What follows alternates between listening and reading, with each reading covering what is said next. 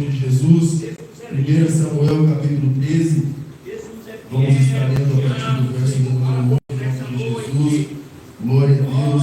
Deus já falou grandemente através dos louvores, testemunhos, agora será através da palavra. Glória a Deus. Essa palavra que a palavra do Senhor já diz, já pronuncia, que ela vai nas juntas e medulas, ela faz aquilo que agrada a Deus. Glória a Deus. Por isso, 1 Samuel capítulo 13, a partir do verso do número 11, diz assim: Então disse Samuel: Que fizeste?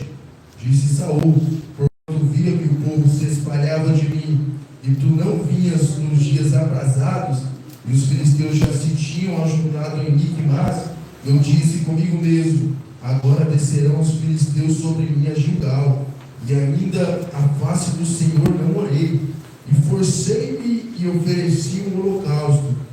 Preste atenção. E forcei-me e ofereci holocausto. Então disse Samuel a Saul: Agiste neciamente, ou, com a palavra mais fácil, agiste como louco, e não guardaste os mandamentos que o Senhor, o teu Deus, te ordenou. Porque agora o Senhor teria confirmado o teu reino sobre Israel para sempre. Porém agora não subsistirá o teu reino. Já tem buscado o Senhor para si um homem, segundo o seu coração, e já lhe tem ordenado o Senhor que seja chefe sobre o seu povo, porquanto não guardaste o que o Senhor te ordenou. Pode se assentar em nome de Jesus Cristo. Glória a Deus.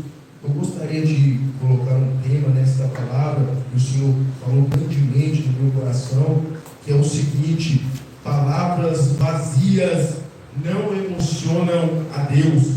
Palavras vazias não emocionam a Deus. Mas para chegar aonde eu quero, nós primeiro temos que mergulhar na vida de Saul. A palavra do Senhor começa a falar de Saul a partir do capítulo de número 9. Se você quiser seguir, eu vou estar falando praticamente de versículo em versículo. Primeiro, Saul era quem? Filho de quem? Saul, filho de Quis.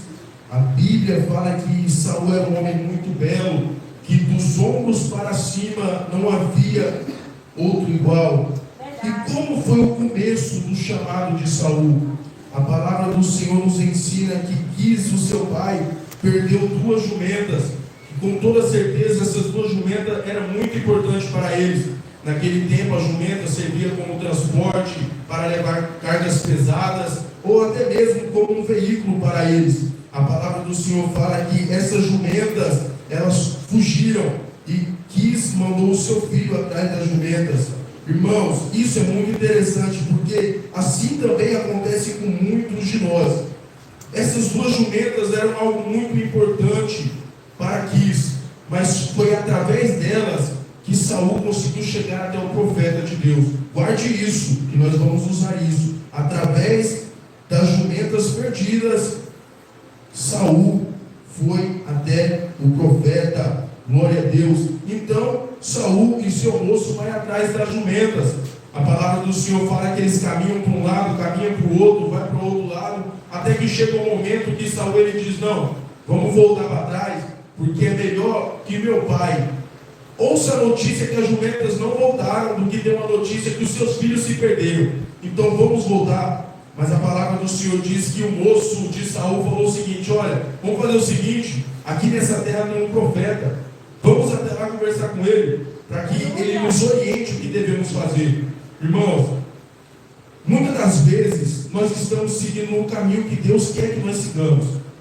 Como eu falei da jumenta, através da jumenta, o caminho que Saul estava indo era o caminho até o profeta. Mas a vontade de Saul era voltar para trás, era desistir deste caminho. Eu posso usar uma tipologia, que esse amigo de Saul seria o próprio Espírito Santo no dia de hoje. Quantas das vezes o Espírito Santo não fala para nós: olha, você está indo certo, continua assim. Mas nós, pela nossa ignorância, viramos as costas para a voz do Espírito Santo de Deus. Mas Saul ouviu a voz do seu moço, E ele pergunta, mas o que nós vamos dar para este profeta? Nós não temos pão, não temos dinheiro, não temos nada. Mas o moço prevenido tinha uma quantia de prata para oferecer para o profeta. Aí a palavra de Deus continua nos ensinando que Saul entra na cidade onde se encontra o profeta. Pulando um pouco a história, os dois se encontram. E Samuel já sabia que Saul ia chegar, porque a palavra de Deus fala que o Senhor o avisou antes que chegasse. Aí a palavra de Deus nos ensina que Samuel fala para que Saul passasse aquele dia, aquela noite com ele. E Samuel leva Saul até um lugar para se alimentar com ele. E já tinha a porção separada para Saul. Olha, entenda bem. Primeiro as jumentas se perderam. Depois Saul quis desistir e voltar para trás. O moço não deixou. Foi para o caminho e encontrou com o profeta. O profeta falou o que Deus tocou no coração para falar. Se alimentou com o profeta. Tudo de acordo com a vontade de Deus. Verdade, Senhor. Como eu tinha falado da jumenta, algo muito importante para o seu pai. Muitas das vezes, Deus tira algo que é importante para nós, para nos colocar no caminho dele. Aleluia! E às vezes nós pensamos que estamos contra a vontade de Deus, por ter perdido algo importante para nós. Só que lá na frente, Deus vai mostrar o porquê que tudo isso aconteceu. Quando Saul estava conversando com o profeta Samuel, a palavra de Deus fala que Samuel lhe relata para ele na hora: olha, as jumentas que há 3 dias se perderam, elas já foram encontradas. Mas será, qual que é o desejo de Israel? Será que não é para contigo? Samuel faz uma pergunta para Saul, dizendo que Saul era aquele que Deus escolheu para ser o capitão de Israel. Não é rei, capitão. Glória a Deus por isso, por enquanto. A palavra de Deus nos ensina que Saul, ele fala, tem todo aquele diálogo: olha, eu sou o menor da minha casa, escolhe outro, eu não sirvo para isso. E o tempo vai passando. No capítulo 10, no verso 1, nós vemos a unção de Saul. Se quiser ler, está escrito assim: ele foi ungido como capitão do seu povo. Não está escrito como rei. Mas vamos adiante. Aí a palavra de Deus nos ensina no capítulo 13 que um ano se passou, que Saul estava governando, e depois passaram-se 2 anos. E Saul fez o que o profeta ordenou. Quando Saul se encontrou com o profeta pela primeira vez, o profeta falou o seguinte: olha, você vai sair daqui, você vai chegar numa terra que uma pessoa vai oferecer pão para você, e você vai pegar. Mas você vai continuar numa terra onde tem profetas, e você vai profetizar com esses profetas, e o Espírito Santo se apoderará de ti, e você não será mais o mesmo. Glória a Deus. A palavra do Senhor nos ensina que assim como o profeta disse, assim se cumpriu.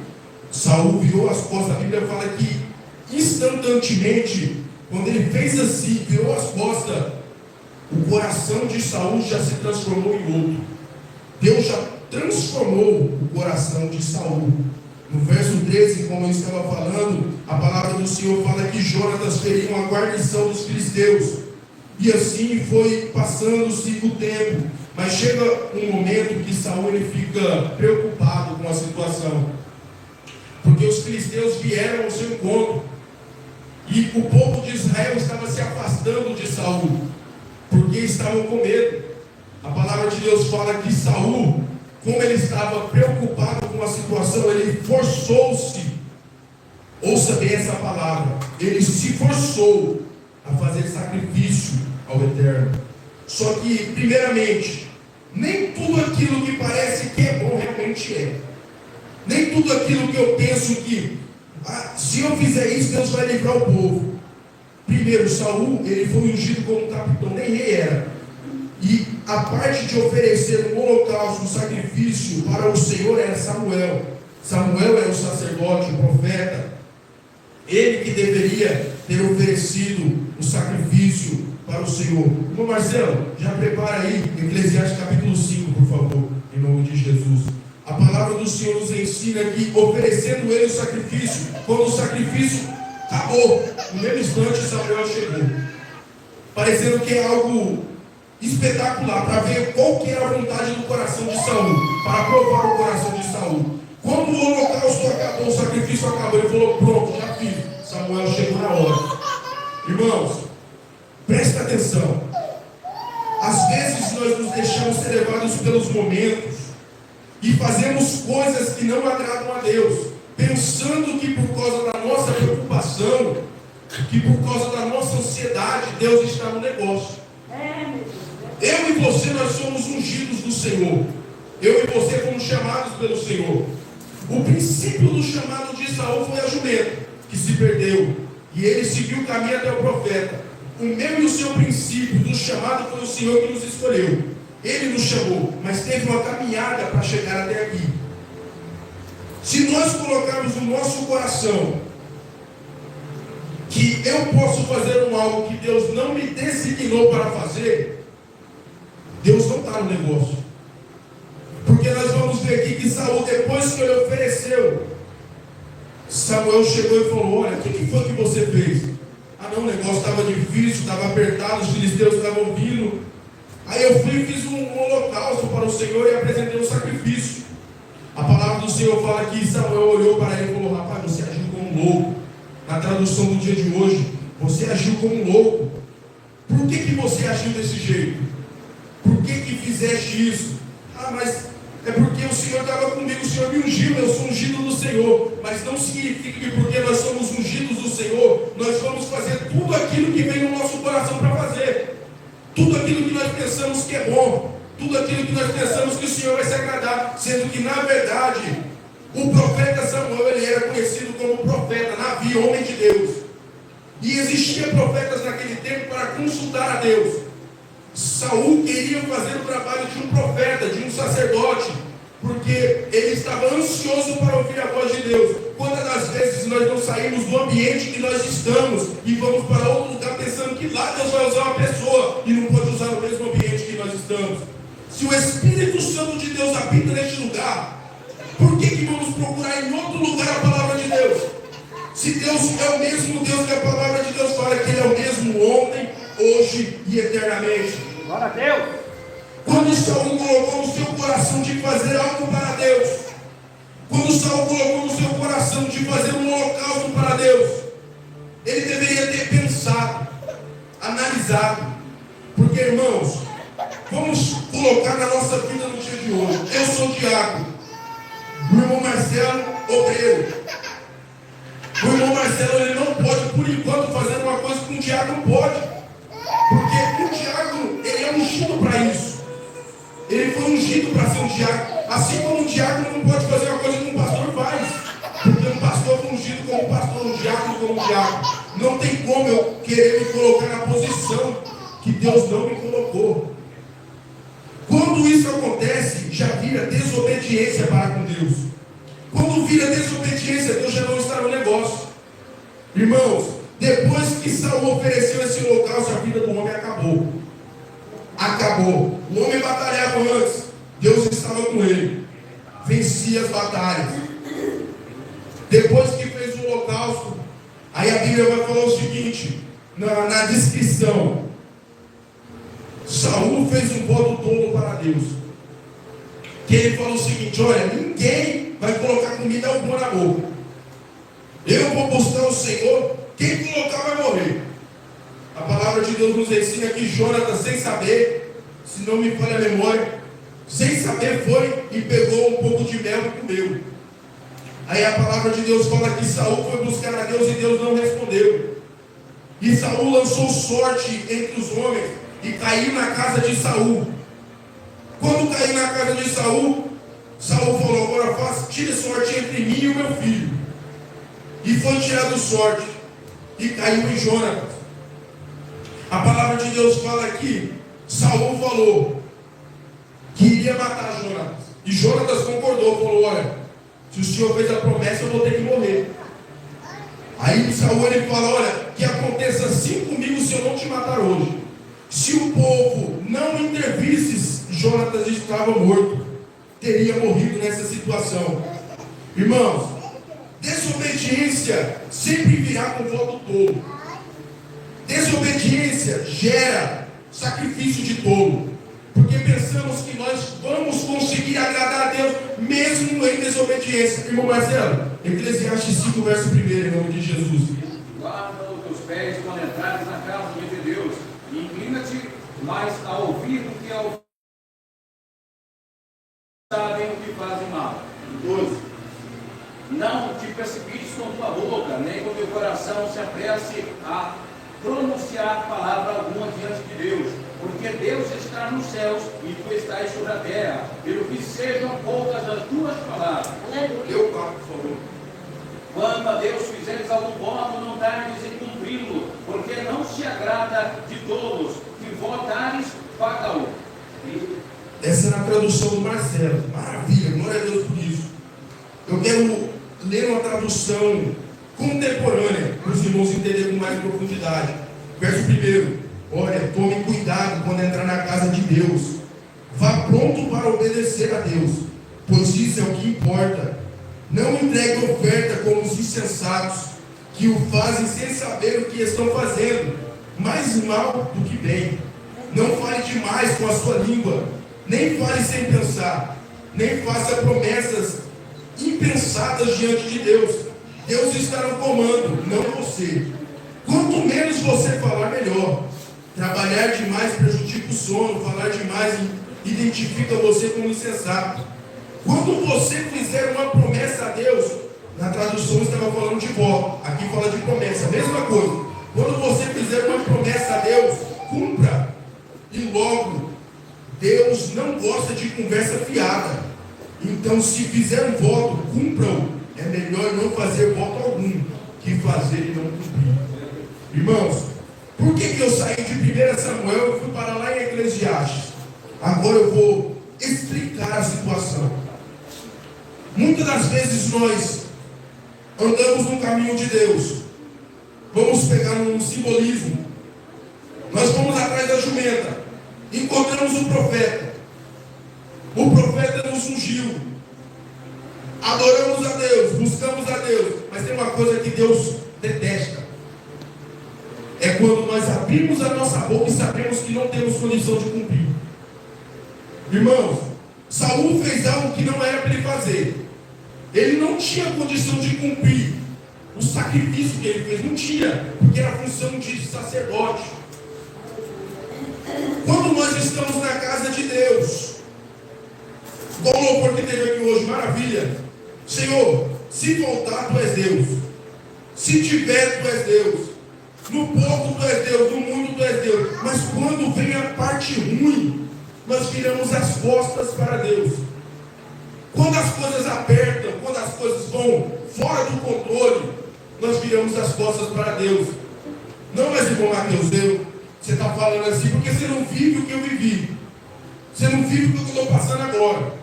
Mas irmãos, eu tenho certeza que todos nós temos momentos bons na vida. Todos nós. E nesses momentos bons, pensa nos bichos bons para aconselhar. É nós, irmão Marcelo. Quando nós estamos passando pela fartura, falando assim, olha, não está faltando nada na nossa casa, estamos bem com Deus. Se nós vermos alguma pessoa passando pela dificuldade, olha, não sai da presença de Deus não. Ô irmão, fica com Deus. Você sabe que Deus ele vai te honrar, Deus é fiel. Mas quando você está na prova, quando eu estou na prova, quando Deus ele quer fazer algo diferente no nosso meio, irmãos, porque foi permissão de Deus, da jumenta fugir, sim ou não? Porque senão, se Deus não quisesse, não tinha fugido. Tudo está no controle de Deus. Irmãos, se a gente colocar na nossa mente que Deus está no controle do negócio, seja o que for, o inferno pode se levantar. Irmãos, pode acontecer, eu estou desempregado, gente. Eu perdi o meu emprego. Eu poderia estar desesperado agora, falando, eu tenho que caçar outro emprego. Tenho que caçar outra coisa para mim. Lógico, tem que trabalhar. Não estou falando que tem que ser preguiçoso, não. Mas tem que trabalhar. Mas eu coloquei no meu coração que prioridade é Deus. Deus me deu meu primeiro serviço. E quem garante que Deus não pode me dar o segundo? Às vezes, quando nós estamos com pouca fé, qualquer vento nos derruba. Qualquer dificuldade nos distancia de Deus. Aí nós pensamos que essa dificuldade é grande. Nós pensamos que ninguém vai conseguir passar o que eu estou passando, ninguém vai conseguir fazer o que eu estou fazendo, porque é um negócio tão difícil que eu não estou aguentando, irmãos. A palavra do Senhor fala que muitas são as aflições dos justos, mas o Senhor nos livra de todas. Às vezes nós estamos passando pela prova, não é nem porque Deus quer, é porque a nossa língua caçou. Meu Deus. Quando nós falamos demais, está escrito aqui, se nós falarmos demais, nós agiremos como insensato. O que é insensato? É tolo, louco. O que Samuel disse para Saul? Você agiu como louco. É a mesma coisa. Nós oferecemos sacrifício de louvor, de adoração, sacrifício da palavra. Hoje não tem cordeiro, carneiro, pomba, não tem adoração. Mas quando nós vamos servir essa adoração a Deus, nós servimos com o coração mentiroso. Nós temos a capacidade de falar: Senhor, se fizer, tu és Deus, se não fizer, és Deus do mesmo jeito. Mas quando as coisas ficam complicadas, irmão, nós preferimos seguir a Baal. É igual o povo de Israel, irmãos. A palavra do Senhor fala que quando o povo de Israel estava perdendo a batalha, perdeu, eles voltavam para Deus. Deus aceitava eles de volta, fazia a mesma coisa, pecava, falava, adorava outros deuses. Hoje nós não temos em questão de Baal, Zebu, Apolion, para dobrarmos os nossos joelhos e adorar. Mas nós temos muitas coisas que colocamos acima de Deus, e a idolatria do mesmo jeito. Adultério espiritual do mesmo jeito. A palavra do Senhor fala que Deus, ele falou para os profetas: olha, o meu povo eu peguei como uma virgem, mas eles me trocaram por outros deuses e se deitaram com eles. Muitas das vezes, irmãos, nós não conseguimos dobrar o nosso joelho para adorar a Deus por vergonha, porque nós vemos as condições que nós estamos vivendo. Aí automaticamente começamos a nos humilhar. Só que não é nos humilhar aos pés de Deus, é nos humilhar para nós mesmos. A palavra de Deus vai nos ensinar que quando Samuel fala para Saul: olha, seu reino já era. O que Saul faz? Rasga as vestes de Samuel. Samuel fala: olha, dos mesmos jeitos que você rasgou as minhas vestes, o seu reino está sendo rasgado em ti. Aí Saul, em vez de se arrepender, ele fala: não, então faz o seguinte, volta comigo pelo menos, para que o povo veja que você está comigo, né? Para que o povo veja que Deus está comigo. Irmãos, aí nós falamos o seguinte: Senhor, eu sou pecador. É verdade. Senhor, eu não aguento. Verdade, nós não temos força. Mas em questão de nós nos humilharmos para Deus e nos humilharmos para o nosso ego, é duas coisas diferentes. Nós estamos vivendo no humanocentrismo. O que é isso? É quando nós nos colocamos no centro, sendo que quem tinha que estar no centro era o próprio Cristo. Porque a palavra de Deus, ela é cristocêntrica. É falando de Cristo em Gênesis, Êxodo, Levítico, Números, Deuteronômio, Josué, Juízes, e falando de Jesus Cristo. Nós passamos por tantas dificuldades, não é porque Deus quer ver nós no pó, não é porque Deus quer ver nós na miséria, é porque nós caçamos com a nossa boca. Ao invés de Saul reconhecer que estava errado, ele já foi rejeitado. Primeiramente já foi, não tinha volta. A palavra de Deus não faz curva. Já foi rejeitado, já tinha escolhido o outro. Mas se ele tivesse, pelo menos, reconhecido, você acha que Deus teria abandonado Saul? Se Saul tivesse obedecido ao Senhor, mesmo depois de todas as falhas, você acha que Deus viraria as costas para Saul? Porque a palavra de Deus fala que aqui Deus já arrancou o rei. Só que Saul não foi ungido como rei ainda. No capítulo 13, a palavra de Deus fala que o seu reino seria confirmado hoje, mas não foi. Ele continuaria sendo capitão, já foi ungido como capitão. Se reconhecesse, tirasse o seu ego, o egocentrismo, e vivesse de acordo com a obediência de Deus, Deus teria o aceitado como um capitão tranquilo, que teria alcançado a salvação. E quem sabe Davi não seria o seu rei. Mas nós preferíamos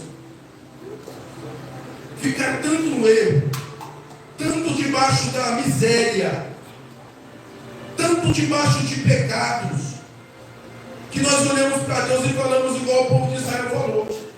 Fala para mim onde eu pequei contra ti. O povo falando com Deus. Fala para mim. Aí Deus faz o seguinte: o que foi que eu fiz para vocês? O que eu fiz para o pai de vocês para ter me abandonado? Aí a Bíblia fala que a vontade de Deus era juntar o povo de Israel como uma galinha junto aos seus cutinhos. Vamos mudar Israel, vamos tirar Israel, vamos para o Brasil. A vontade de Deus não é espantar o Brasil. A vontade de Deus não é espantar as Gideões da fé. A vontade de Deus é renovar as Gideões da fé. A vontade de Deus é avivar as Gideões da fé. Só que as Gideões da fé não podem ficar na mornidão. As Gideões da fé não podem ficar no conformismo. As Gideões da fé não podem adorar outros deuses. As Gideões da fé têm que pôr o joelho no chão e buscar a presença do Todo-Poderoso. Porque Deus não é obrigado. Tudo que nós vivemos hoje em dia já é pela graça. E nós vamos complicar ainda mais a graça para nós vivermos da hipergraça. Sendo que Deus não trabalha desse jeito.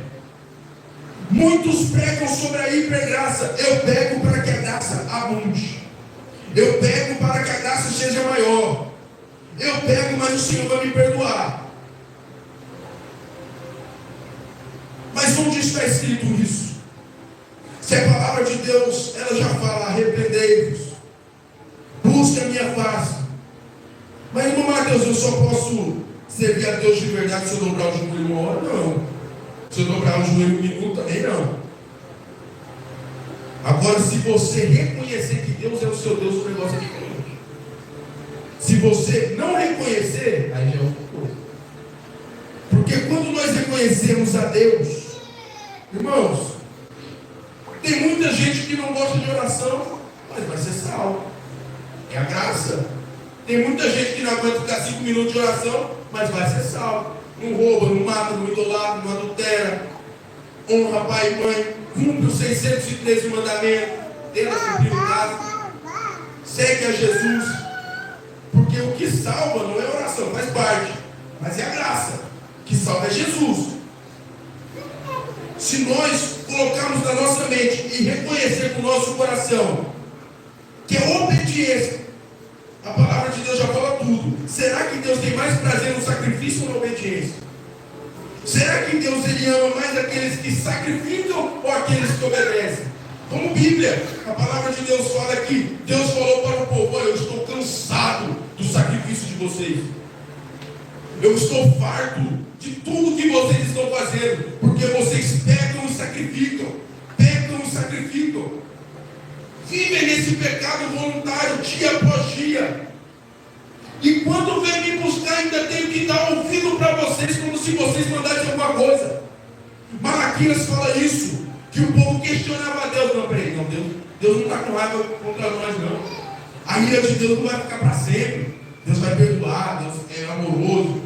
É o ditado de hoje em dia, né? Deus é amor. Deus vai perdoar todos os nossos pecados. Deus está disposto a perdoar. Deus está disposto a fazer. Só que se nós não estarmos dispostos a fazer também, Deus não é padrasto, Deus é pai. Só que é um pai que também sabe corrigir, que é uma bênção. Quando o povo desobedecia a Deus, não guardava o dia santo do Senhor, passou quanto tempo no cativeiro?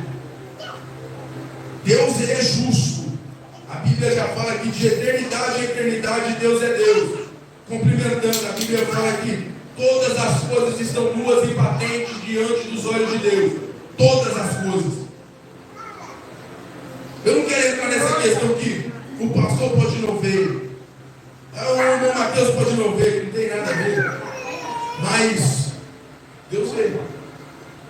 Deus, ele observa todas as coisas, o que sai pela nossa boca. Por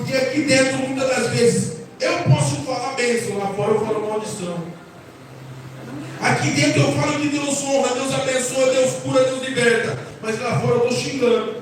Lá fora eu estou chamando o demônio para a minha vida. Irmãos, se nós não consertarmos essa parte de sacrifício a Deus, por que Deus rejeitou o sacrifício de Caim?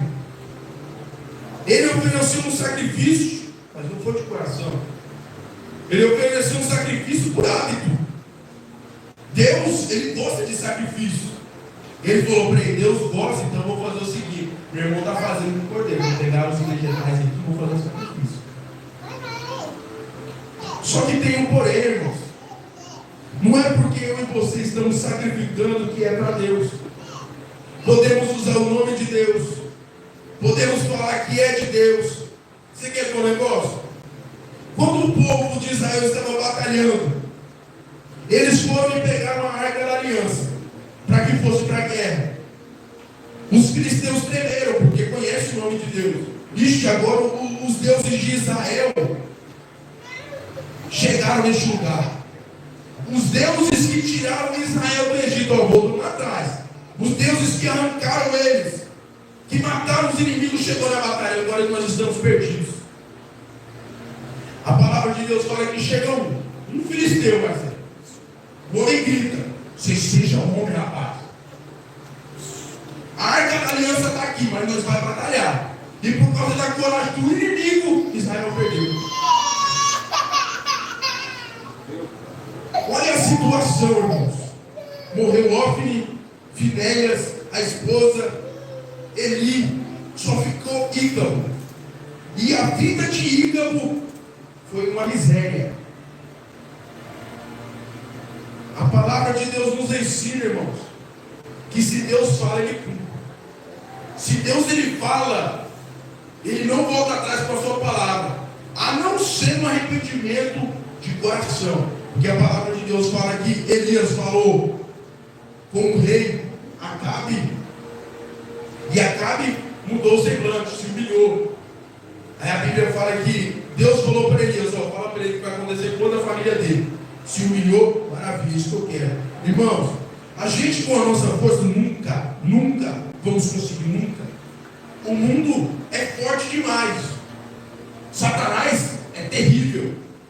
O diabo nem se fala.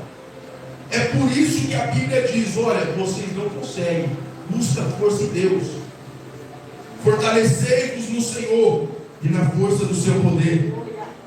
Porque se nós buscarmos em Deus, Satanás não pode contra Deus. Se nós buscarmos em Deus, no mundo não tem nem jeito de lutar contra Deus. O problema, irmãos, é quando nós tentamos sozinhos. O problema é quando nós pensamos em fazer sozinhos.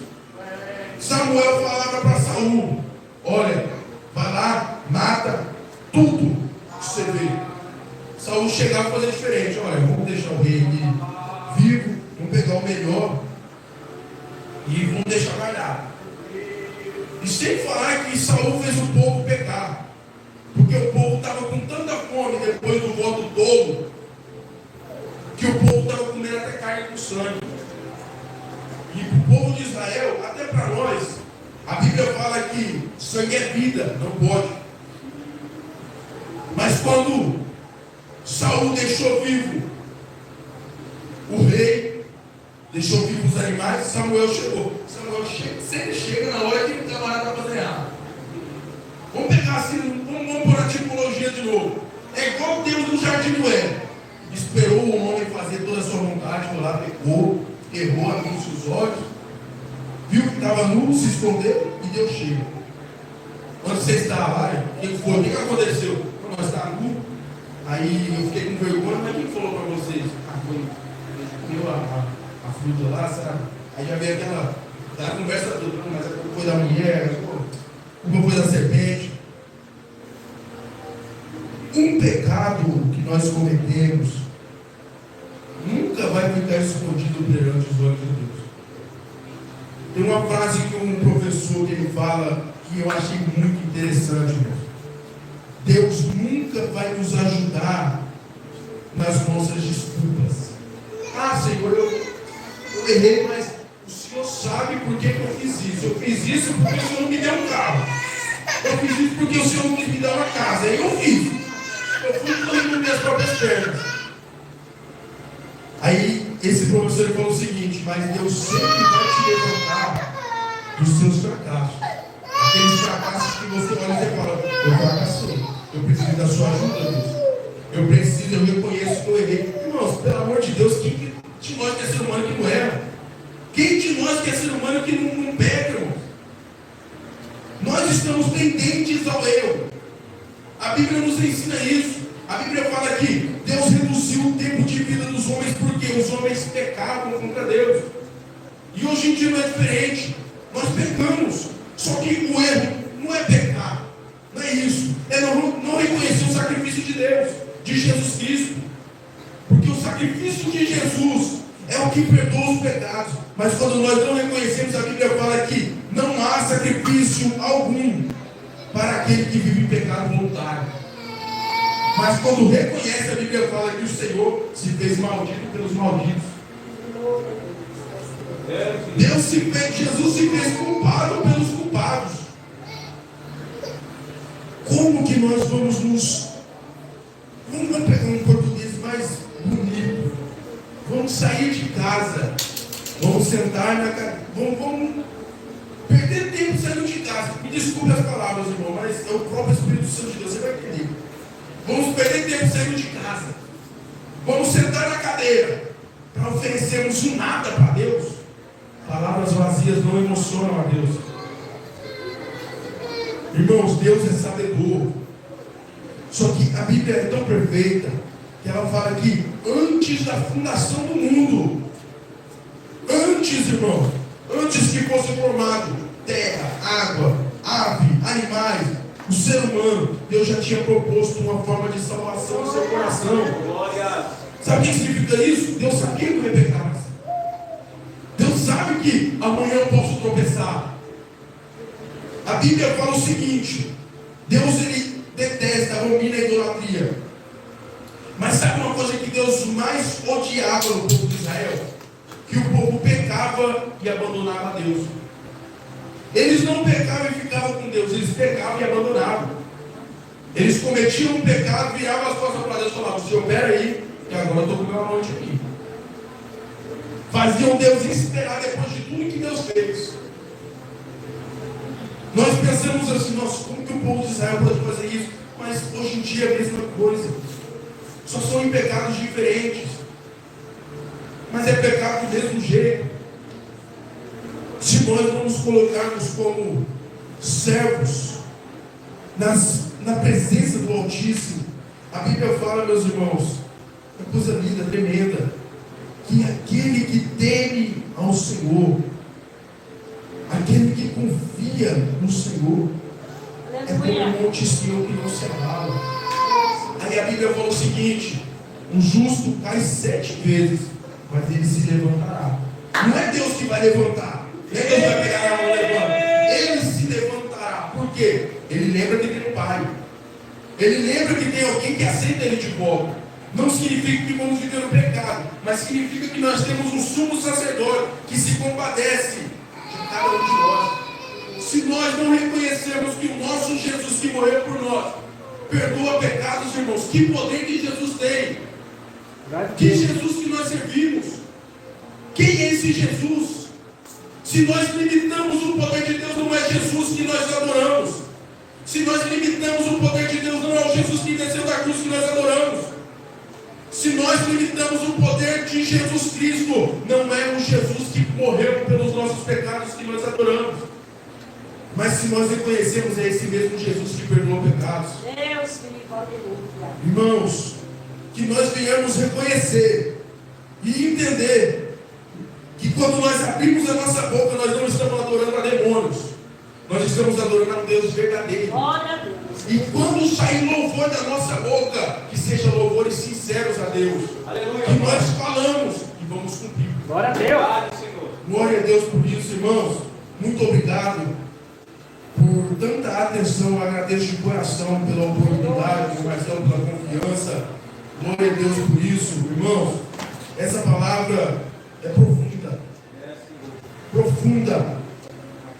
Estava no monte orando e Deus falando no meu coração: se o meu povo que clama a mim ajoelhar e orar, reconhecer os seus pecados, olhar para a minha face, eu vou perdoar. Aleluia. E vou estar ao lado deles. O nosso Deus, irmão, estou falando novamente, não é padrasto. Nosso Deus é Pai. Aleluia. Ele está disposto a nos ajudar a todo momento. Só basta crermos nisso, entendermos isso. Quando nós entendemos isso, nós sabemos que nós não estamos sozinhos. Eu agradeço a oportunidade, palmas para o Senhor Jesus.